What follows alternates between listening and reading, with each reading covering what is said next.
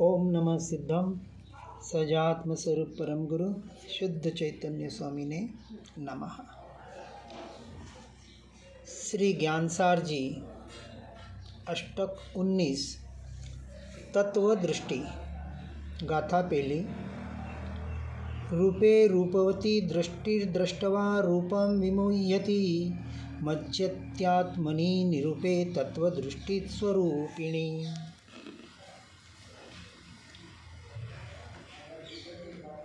भरी रूप दृष्टि रूप देखी रूप में आसक्त हो पौद्गलिक दृष्टि है जिन्हों की रूप में अनुरक्त हो है तत्व दृष्टि रूप विरहित वे अरूपी आत्म में बनते सदा रहते सदा संपूर्ण मग्न निजात्म में। दृष्टि पर्याय दृष्टि और द्रव्य दृष्टि। द्रव्य अर्थात अपनी आत्मा जो मैं हूँ उसे ही तत्व कहा गया है और तत्व का अर्थ अपेक्षा से होता है तत्व जो जैसा है वैसा स्वीकार करना। तत् यानी जो जैसा, वो यानी वैसा। अर्थात जीव को जीव और पुद्गल को पुद्गल, रूपी को रूपी अरूपी को अरूपी, स्व को स्व पर को पर यथार्थ रूप से अर्थात स्व की क्रिया और पर की क्रिया, स्व का भाव और पर का भाव, ऐसी जिसकी स्व पर की यथार्थ दृष्टि है इसे तत्व दृष्टि कहा। मात्र आत्मा की नहीं। जनरली लोग कहते आत्मा की दृष्टि यानी तत्व दृष्टि। श्रीमद जी ने जे कहा जे स्वरूप समझा बिना, आत्मस्वरूप नहीं कहा। 6 के 6 द्रव्य का स्वरूप यथार्थ समझना है और 6 द्रव्य में मूलतः पुद्गल और जीव का, क्योंकि दोनों का अनादिकाल से संयोग संबंध बना हुआ है और ये संयोग संबंध जब तक दृष्टि में उसका भेद करके पर से दृष्टि हटाकर स्व में दृष्टि नहीं लाएगा तब तक उसकी दृष्टि तत्व दृष्टि नहीं है।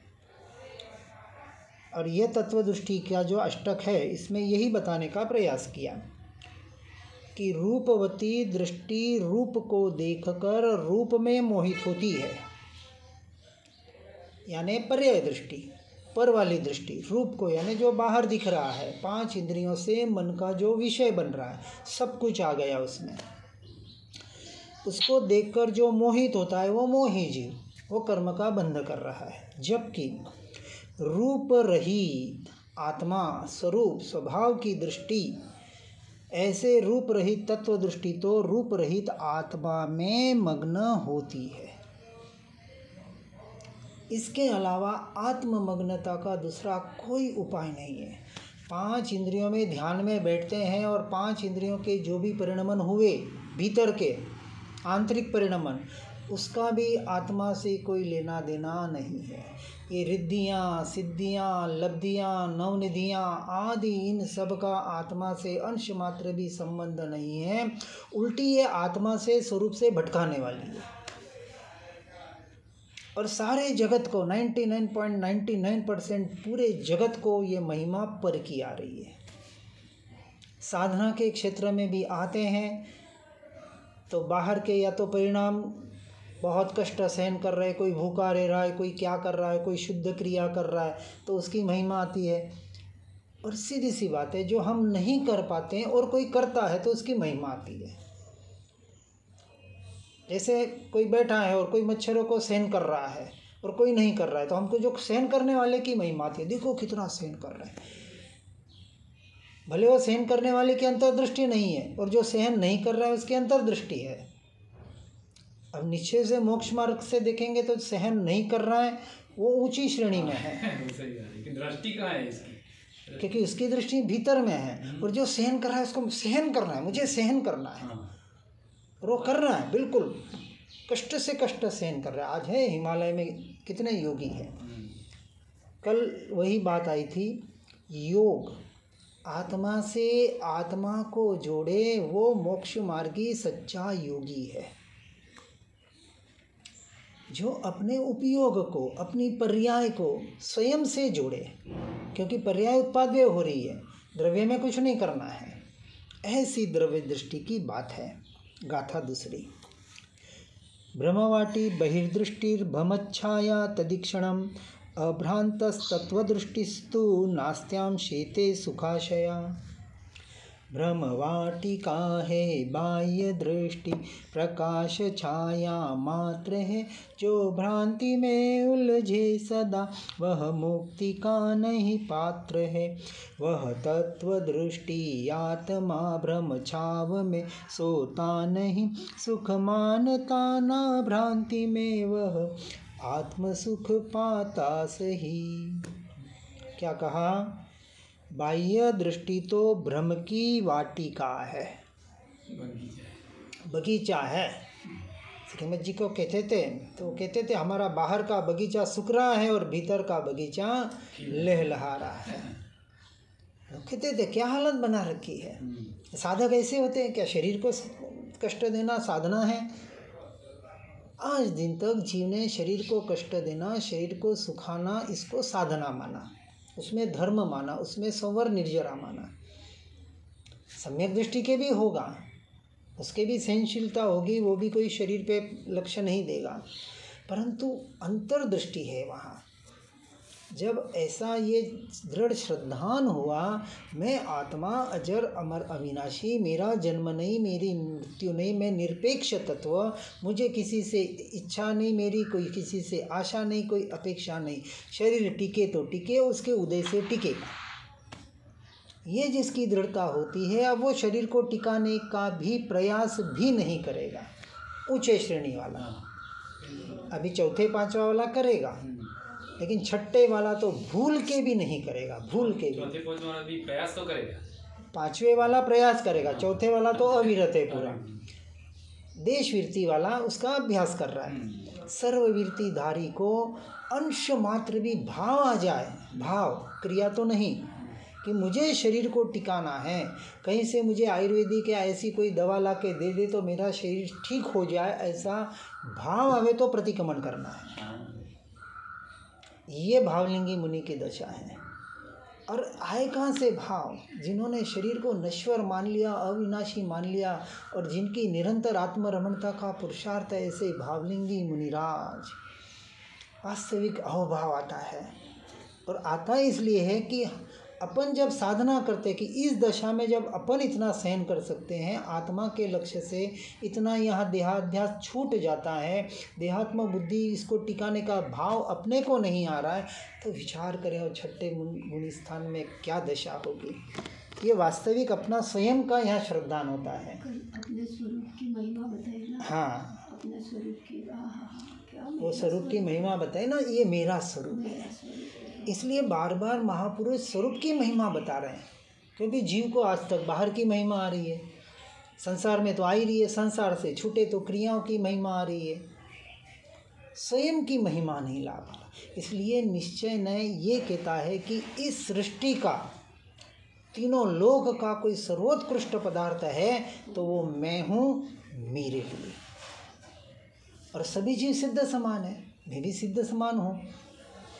अब परमात्मा दो हुए, एक बाहर के परमात्मा और एक भीतर के परमात्मा, दोनों परमात्मा स्वरूप है। परमात्मा तो सभी जीव है, लेकिन जिन्होंने परमात्मा पद को प्रकट कर लिया, ऐसे सर्वज्ञ देव, अरहंत सिद्ध परमात्मा, कि वो मतलब अनंत काल के लिए उनका हर समय हर क्षण उनकी आत्मलीनता में बीत रहा है, एक समय के लिए भी अपने स्वरूप स्वभाव के बाहर नहीं आते। ऐसे बाहर के परमात्मा जो हमारे आराध्य है, ऐसे देवगुरु शास्त्र बिल्कुल आराध्य है, हमारे उपकारी है, उन पर भी दृष्टि करना पर की दृष्टि श्रेणी में लिया है। निश्चय नहीं की अपेक्षा से, मोक्ष मार्ग की अपेक्षा से, शुद्धोपयोग की अपेक्षा से, अपेक्षा समझनी है। इसलिए कहा व्यवहार से पंच परमेष्टि का जाप, पंच परमेष्टि का स्मरण, पंच परमेष्टि का विनय, और निश्चय से अपने स्वरूप का स्मरण, अपनी आत्मा का स्मरण, इसके अलावा किसी को भी याद करने जैसा नहीं। वो आ गए ना उसमें 9 पद। नहीं देखो, एक तो पंच परमेष्टि के 5 पद, आगे के जो 4 पद है आत्मा से रिलेटेड है, तो स्वभाव का आ गया ना उसमें। ज्ञान, दर्शन, चारित्र, तप, ये आत्मा के आत्मा से होते हैं, आत्मा में आत्मा के लिए होते हैं। तो पंच परमेष्टि व्यवहार से और निश्चय से ज्ञान, दर्शन, चारित्र, तप, जो मेरा स्वरूप है, जहाँ मुझे पहुँचना है, ये निश्चय से आएगा। निश्चय का अर्थ सीधी सी बात है, शब्द है। निश्चय का अर्थ है आत्मा की, स्वरूप की, स्वभाव की दृष्टि। सो निश्चय नहीं। मुका मंदिर में पंच परमेष्टि का जाप कराते लोग। हाँ, वो बुद्धि का नहीं कराते। हाँ, तो मैंने क्या कहा, आज करीबन सारी जगह व्यवहार की महिमा है। 99.99 बता रहा हूँ। इवन आत्मा परमात्मा की ये निश्चय की बातें सुनने वालों को भी अभी महिमा व्यवहार की आती है। आत्मा की, तत्व की महिमा नहीं ला पा रहे हैं। व्यवहार से करते होंगे। हाँ भाई, व्यवहार से करते होंगे, भीतर से नहीं। हाँ, भीतर से नहीं करते। अब जैसे ये सुन रहे, बहुत अच्छा लग रहा है, उठते ही बाहर, और बाहर जाके किसी की अच्छा व्यवहार देख ले, अच्छी साधना देख ले, तो लगता है ओ हो देखो इतना कर रहा है। मैं गृहस्थों का व्यवहार करता हूँ ना। हाँ, तो बाहर से करता हूँ, भीतर से नहीं करता। हाँ, मतलब कह रहा हूँ ना, आपके परिणाम क्या है, आपका अटैचमेंट कहाँ किसके है, इसके साथ भाव जुड़े हैं। इनके प्रशंसा भी करूँगा नहीं तो ऐसा उनको लगा माता मेरी प्रशंसा करे, पर मेरा भीतर से नहीं है। पर अब थोड़ी कड़वा सत्य कहूँगा, इस भूमिका वाला परमात्मा के अलावा किसी की प्रशंसा करेगा ही नहीं। चौथे गुण स्थान वाला, यही इसलिए पहले मैंने बताया, व्यवहार से परमात्मा की स्तुति, परमात्मा का जाप, परमात्मा का स्मरण, व्यवहार, बाकी व्यवहार भी नहीं है। मिथ्या दृष्टि की स्तुति करना महापाप का, मिथ्यात्व का पोषण करने वाला बनता है। उनसे हमें संपर्क भी नहीं करना है, हम नहीं करते हैं। कोई आवे, उसकी किसी घर की, मैं कि भैया मेरे पास एक बात मत सुनाना, तुम्हारी तकलीफ़ तुम जानो, मेरे पास इसका इलाज नहीं है और मैं करना भी नहीं चाहूँगा। आत्मा की, अध्यात्म की, धर्म की कोई बात समझनी हो, उसकी कोई चर्चा करनी हो, आप बैठे 2 घंटे 4 घंटे बैठे, मेरे पास दूसरा कोई विषय ही नहीं है। इसलिए कहा बाह्य दृष्टि का प्रकाश भ्रांति की छाया है। ये सारी बाह्य दृष्टि सारी भ्रांति है। अरे जब कहा कि परमात्मा की दृष्टि भी आपको स्व से अर्थात मोक्ष मार्ग से हटाती है। धार्मिक व्यक्ति का भी प्रशंसा करना नहीं, पर धार्मिक कौन? जैसे देव धर्म का उपासक नहीं, यहाँ धार्मिक हम सिर्फ आत्मा के उपासक को कहते हैं, और नियम से वो देवगुरु शास्त्र का उपासक होता है। अब दृष्टि बदल जाएगी। देवगुरु शास्त्र का माध्यम आत्मदृष्टि है, और जिसकी आत्मदृष्टि नहीं है वो मिथ्या दृष्टि है, और ऐसे मिथ्या दृष्टि की प्रशंसा मिथ्यात्व का पोषण है। उपास करे नहीं तो उसकी प्रशंसा नहीं करनी है, उसको बताना है भाई ये धर्म नहीं है, ये धर्म का साधन है, निषेध भी नहीं करना है। उसका कहना है उपास धर्म थोड़ी है क्या, तो वो निगेटिविटी हो गई, द्वेष हो गया। भाई उपवास किस लिए करना है? उपवास का अर्थ क्या? उपवास 12 तप में पहला तप अनशन है, अनशन करके उपवास करना था। क्या अपन भूखे रहते तिवियार चौवियार को अनशन कहा है। अनशन यानी भूखा रह के आत्मा में वास करने रूप उपवास करना था, ये साधना है। अब उसने अनशन को ही उपवास बना दिया। आज जनरल सब जगह अपन अनशन को उपवास ही कहते हैं। अब उसका उपवास करना रह गया, क्योंकि उसे उपवास क्या है पता ही नहीं है। हमें उसे वो बता समझ देनी है। व्यवहार का निषेध भी नहीं करना है, व्यवहार की प्रशंसा भी नहीं करनी है, क्योंकि व्यवहार 100% हेय कहा है निश्चय के अपेक्षा से। अब वो मान रहा है कि व्यवहार में धर्म है, मैं धर्मी हूँ, मेरी संवर निर्जरा हो रही है, उसके श्रद्धान में क्या है? हमारे यहाँ यही बताया जा रहा है। हमारे यहाँ क्या सभी श्वेतांबर दिगंबर साधु मार्गी में यही बताया जा रहा है सभी जगह।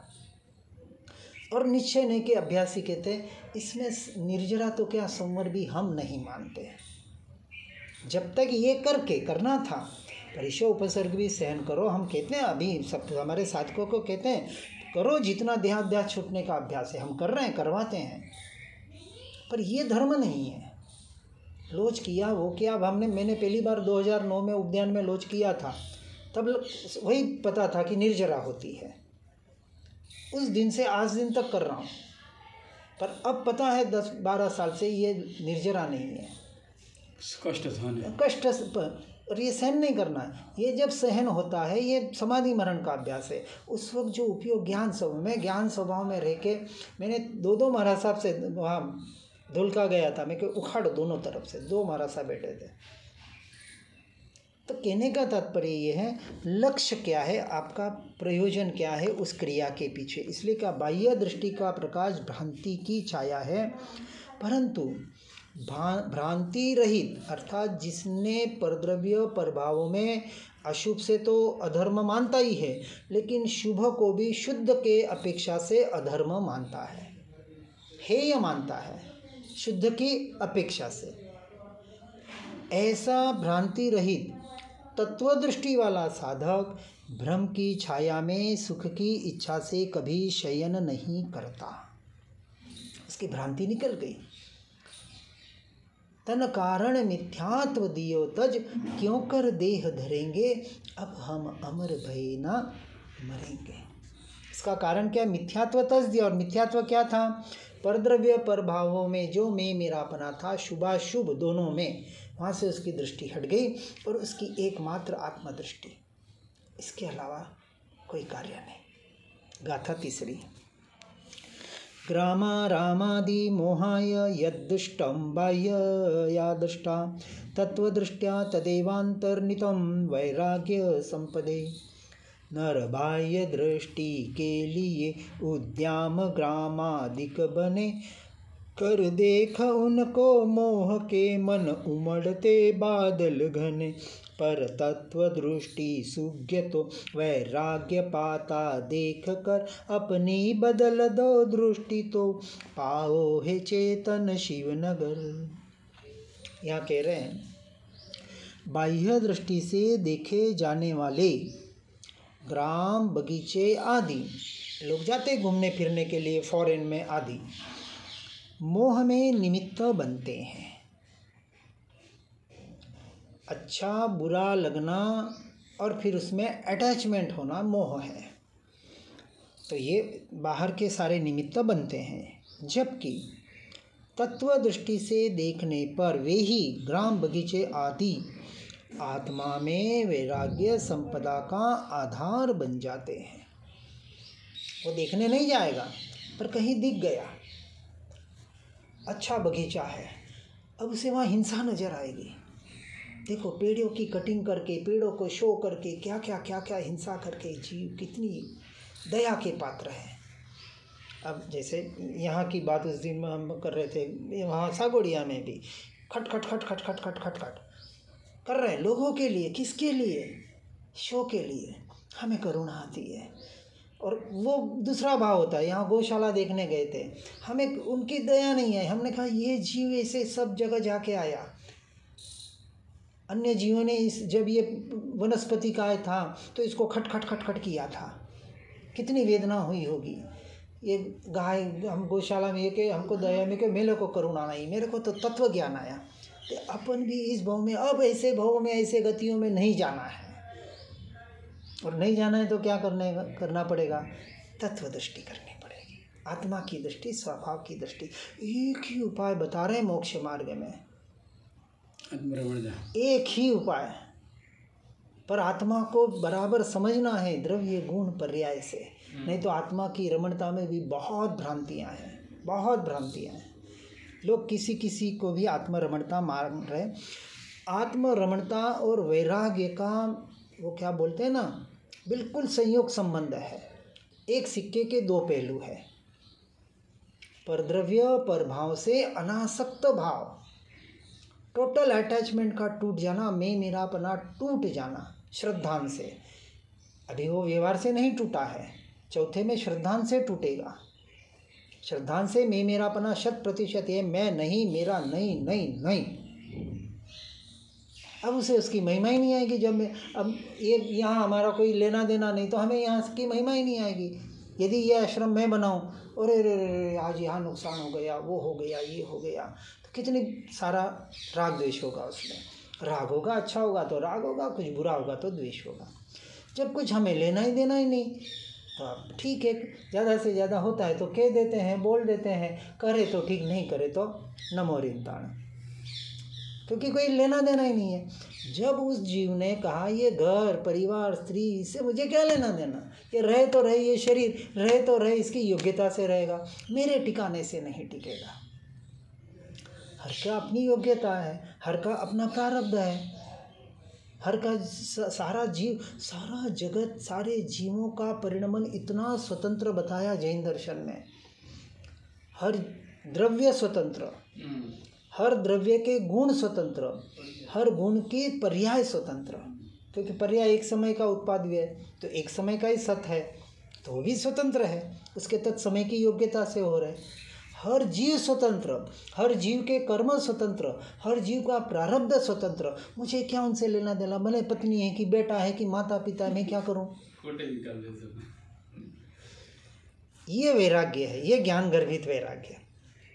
ऐसे आत्मा में वैराग्य संपदा का आधार बनता है, ये पर की दृष्टि से हटने वाले जीव का तत्व दृष्टि। कुमारपाल राजा को 21 बार सम्यक दर्शन पाया ने। हाँ, उसके मिले हैं वो मिथ्यादि गुरु, सम्यक गुरु, हाँ, दोनों को। तो ये क्षयक्षमिक सम्यक तो कहा उसे, जो आता है और जाता है। उपशमिक आने के बाद नहीं जाता है, जनरली नहीं जाता। किस बात सुना तो मालूम पड़ा कि ये धर्म सही है। हाँ, तो है, बहुत से उदाहरण हैं ऐसे कि जो क्योंकि बुद्ध परंपरा से थे श्रेणिक महाराजा, तो अब एकदम इस यहाँ आना एकदम तो स्वीकार कर लिया, फिर उधर गए, फिर उन्होंने कहा हे भटक जाएगा, हे ऐसा नहीं, फिर इधर आ गए, फिर उधर थोड़ा कुछ नहीं लगा, नहीं नहीं नहीं नहीं कुछ तो सत्य है, फिर आए इधर, फिर सुना, ये चलेगा। अब ये सारा अब वापस प्रारब्ध है, वो वहाँ उनका उदय था। किसी को एक बार में यदि पूर्व की थोड़ी साधना आराधना हो, एक बार में स्वीकार हो जाए। 500 चोर रात को गए थे वहाँ जम्बू स्वामी के वहाँ, एक रात भी नहीं लगी उनको, वो कुछ जो रानियों को सुना रहे थे सुन लिया, कान में पड़ गया, और सुबह दीक्षा होगी 500। तो सारा प्रारब्ध डिपेंड करता है। गाथा चौथी। बाह्य दृष्टे सुधा सार घटिता भाति सुंदरी, तत्व दृष्टेस्तु सा साक्षाद्वीण मूत्र पीठरोदरी।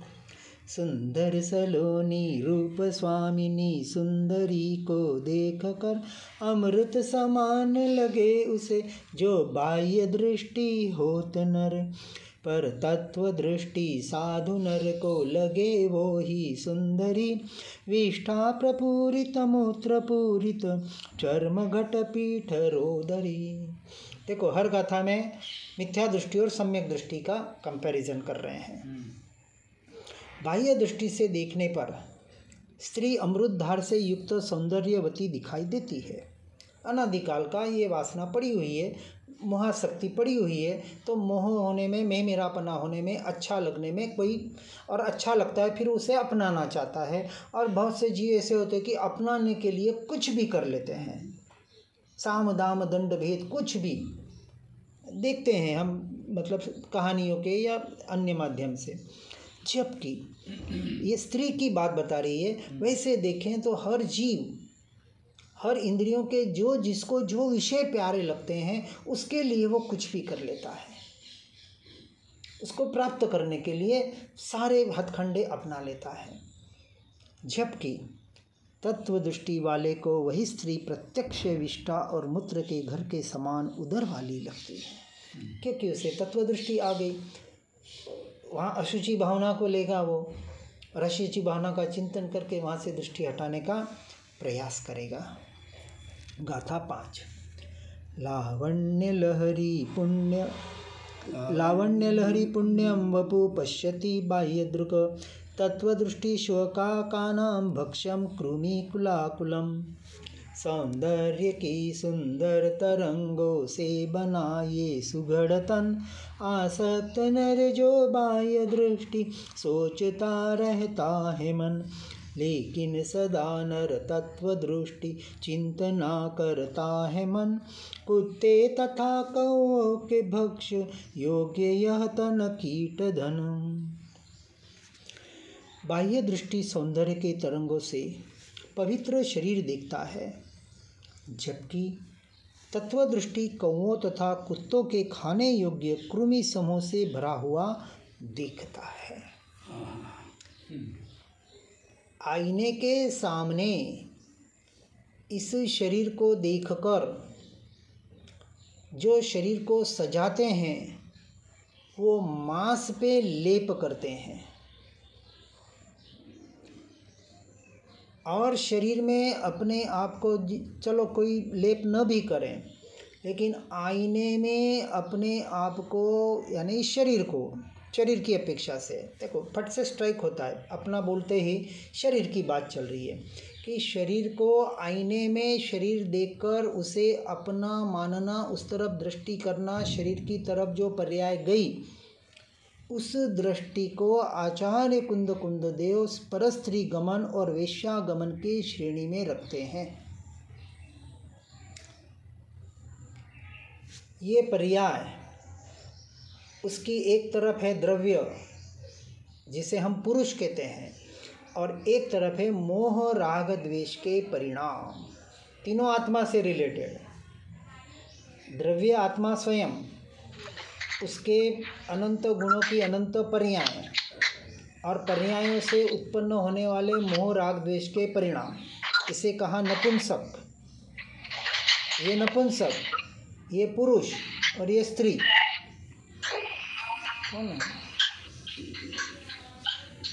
कहने का तात्पर्य ये है कि तत्व दृष्टि वाला इसी शरीर को किसी का खाना मानेगा, एक है क्या? और नियम यही है, भावलिंगी मुनिराज जिनका देह छूटता है, 5-50-100 मुनिराज साथ में है, 10 है, 20 है, जो भी है, वन जंगल में है, और किसी का देह छूट गया, व्यावृत्ति करेंगे, सब करेंगे, फिर भी देह तो छूटना है, आज नहीं तो कल। उस देह को वैसा का वैसा वहाँ छोड़ते हैं और आगे निकल जाते हैं। उसकी कोई विधि विधान का परोसे वो सिरा में, उस शव को वो सिरा देवबंदन नहीं करना है, कुछ नहीं करते, बस आगे नहीं।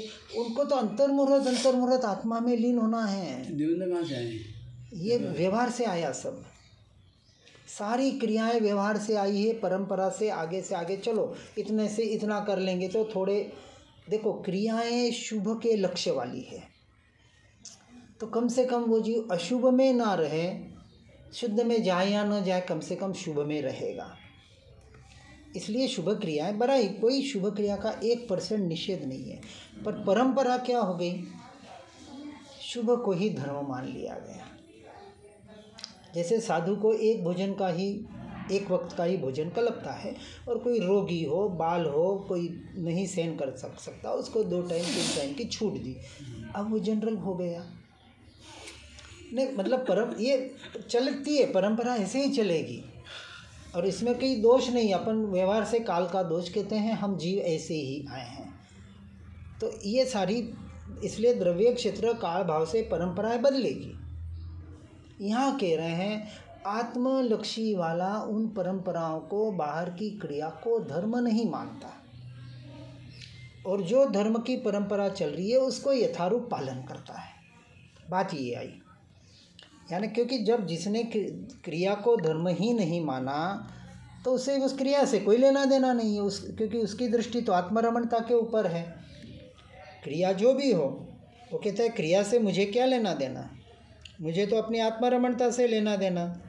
इसलिए वो सिर्फ आत्मरमणता का ही प्रयास और पुरुषार्थ करेगा। गाथा 6।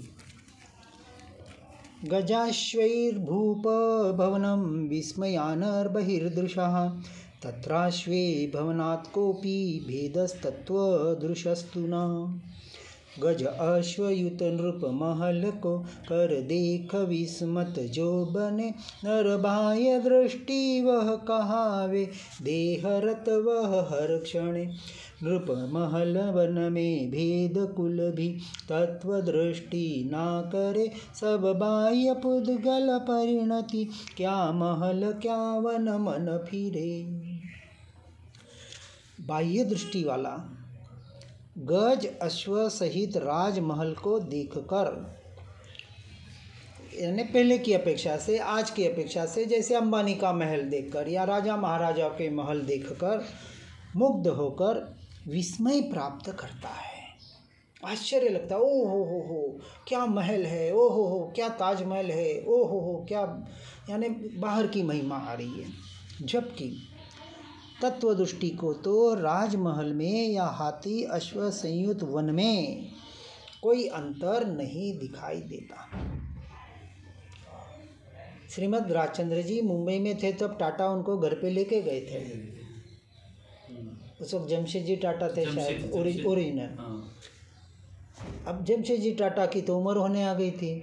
उन्होंने इतना एक वो ले गए अपना वैभव दिखाने के लिए।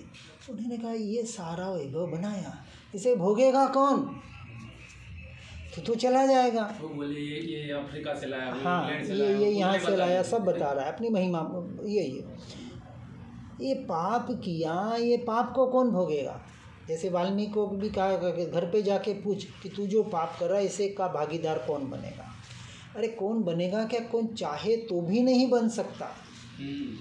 अपन कहते हैं ना मेरी उम्र तुझे लग जाए, बता दे कोई किसकी उम्र लेके देखे। ठीक है, व्यवहार अपनी जगह है, निश्चय श्रद्धान अपनी जगह है। इसलिए तत्व दृष्टि को चाहे वन जंगल हो, चाहे सुख सुविधा हो, चाहे अनुकूलता हो, चाहे प्रतिकूलता हो, उसे कोई भी लेना देना नहीं है। गाथा 7। भस्मना केशलोचेन वपुर्धूत मलेन वा, महांतम बाह्य दृगवेत्ति चित् साम्राज्येन तत्ववित्। जो बाह्य दृष्टि चित्त है वह साधु उनको मानता, रक्षा लगावे केश लोचे देह मैला राखता। बाह्य क्रियाओं से ही साधु रूप में वही जानता, पर तत्व दृष्टि ज्ञान प्रभुता से महात्मा जानता। बहुत उत्कृष्ट बात बताइए। कल हमारी एक गाथा आई थी हमारी, यानी इसमें नग्न भाव मुंड भाव स स्नानता अदंत दोवण आदि परम प्रसिद्ध। जो ये व्यवहार से जो मुनियों का धर्म बताया अपना अपना अपने हिसाब से। अब यहाँ क्या क्या बाह्य दृष्टि व्यक्ति उसे महात्मा समझता है। बाह्य दृष्टि वाला किसे साधु समझेगा? जो भस्म लगाता है, कोशलिंचन करता है, शरीर पर मैल धारण करता है, आदि आदि जो शारीरिक क्रिया उत्कृष्टता से करता है, उसे बाह्य दृष्टि वाला कहेगा साधु संत या महात्मा। जबकि तत्व दृष्टि व्यक्ति महात्मा की पहचान ज्ञान की प्रभुता से करता है। हम एक ही प्रश्न पूछते, सब करते हैं ठीक है, आत्मरमणता कितनी है, आत्मा का लक्ष्य कितना है? बिल्कुल यही बात यहाँ बता दी। आत्मा की पहचान क्या? ज्ञान की प्रभुता, ज्ञान की रमणता, ज्ञान स्वभाव की उसे महिमा, स्वयं की महिमा आ रही है या नहीं, अपने स्वयं की प्रभुता आ रही है या नहीं, वो है महात्मा, महान आत्मा। अन्य सारे जीवात्मा, बाह्य आत्मा, कर्मात्मा जो भी कहे। बहुत स्पष्ट बात बता दी। और अंतिम गाथा में बताते हैं, न विकाराय विश्वस्योपकारायैव निर्मितः, स्फुरत् कारुण्य पीयूष वृष्ट यस्तत्वदृष्टयः। करुणा प्रपूरित दृष्टि अमृत वृष्टि जो करते सदा, ज्ञानी परम शुभ तत्व दृष्टि जन्म लेते सर्वदा। उपकार हेतु जन्मते न विकार हेतु जन्मते, जग सकल का उपकार हो चिंतन यही मन धारते। अत्यंत स्फुरित करुणारूप अमृत वर्षा करने वाले तत्वदृष्टि महापुरुषों का जन्म विकार हेतु नहीं अपितु विश्व पर उपकार के लिए होता है। दो बात को व्यवहार निश्चय से बराबर समझना है। अत्यंत स्फुरित करुणा रूप करुणा और अमृत वर्षा करने वाले तत्वदृष्टि महापुरुष, तत्वदृष्टि अर्थात जिनकी अपने स्वरूप स्वभाव की आत्मा की ही दृष्टि है, वो तत्वदृष्टि। जिन्होंने अपने एकमात्र आत्मा को स्वरूप और स्वभाव के लक्ष्य को धर्म माना है, वो धर्म के नाम पर क्या बताएंगे? एक ही बात बताएंगे कि हे भैया, अशुभ से तो छूटना ही है, छूटो, पहले छूटो, लेकिन शुभ में भी अटको मत। अशुभ से छूटने के लिए शुभता और शुभ शुद्ध के लिए होना चाहिए था। बाहर से छूटना, क्योंकि पापों से जब तक नहीं छूटेगा तब तक आत्मा का भी लक्ष्य नहीं कर पाएगा। और सबसे बड़ा पाप है मिथ्यात्व और अज्ञान दशा, परद्रव्य प्रभावों में मैं मेरापना। अब ऐसे तत्व दृष्टि वाले कौन सी अमृत वर्षा बरसाएंगे? और यही उनकी जो अमृत वर्षा, जो वितरागी परमात्मा के मुख से निकली हुई यह वाणी, जो महापुरुषों के भावलिंगी मुनि, श्रुत केवली भावलिंगी मुनियों ज्ञानी पुरुषों के द्वारा जो हम तक पहुँची है, 4 अनुयोगों के द्वारा, चारों अनुयोगों का समाविष्ट है। ऐसे चारों अनुयोग जो आत्मा को परमात्मा बनाने में सहायक है। हर आत्मा परमात्मा बनने का अधिकारी है। हर आत्मा में सत्ता रूप, शक्ति रूप, परिपूर्ण शक्ति उसमें पड़ी हुई, चाहे भव्य हो चाहे अभव्य हो। शक्ति रूप, सत्ता रूप सब में पड़ी है। ठीक है, कोई प्रकट कर पाता है, कोई प्रकट नहीं कर पाता, ये उनका प्रारब्ध है। ऐसे विश्व पर उपकार करने के लिए ऐसे महापुरुषों का जन्म होता है। अब महापुरुष की श्रेणी में अपेक्षा लगानी है, किसको लेना है? तो इस तरह से इस बात को यथार्थ रूप से सुनकर समझकर व्यवहार निश्चय का यथार्थ समन्वय करके निश्चय वाला व्यवहार करते हुए मोक्ष मार्ग में आगे बढ़ने का सभी जीव यथार्थ प्रयास और पुरुषार्थ करें। इसी भावना के साथ जिनाज्ञा विरुद्ध कुछ भी कहने में आया हो तो मिच्छामि दुक्कडम। ओम नमः सिद्धम। जिन वाणी के ज्ञान से हो सम्यक श्रद्धान, हो चारित्र महान और पाऊ पद निर्वाण। आत्म ही है देव निरंजन, आत्म ही सद्गुरु भाई। आत्म शास्त्र धर्म, आत्म ही तीर्थ, आत्म ही सुखदाई। आत्म मन नहीं है रत्नत्रय, पूरित अवगाहन सुखधाम। ऐसे देव शास्त्र सद्गुरुवर, धर्म तीर्थ को सतत प्रणाम। धर्म तीर्थ को सतत प्रणाम। धर्म तीर्थ को सतत प्रणाम।